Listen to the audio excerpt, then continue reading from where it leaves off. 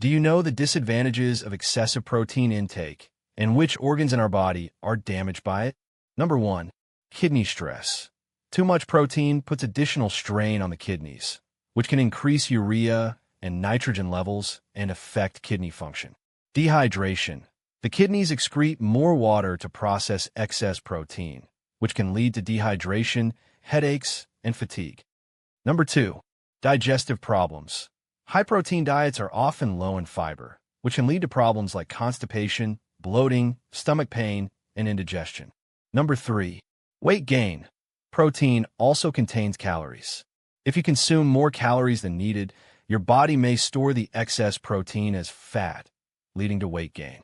Number 4. Bone weakening. Some studies suggest that excessive protein intake can cause calcium to be removed from the body, leading to weakened bones. Number 5. Cardiovascular risk. Excessive protein intake can damage arteries and increase the risk of heart attack. Number 6. Liver stress. Too much protein can also put pressure on the liver, affecting its function.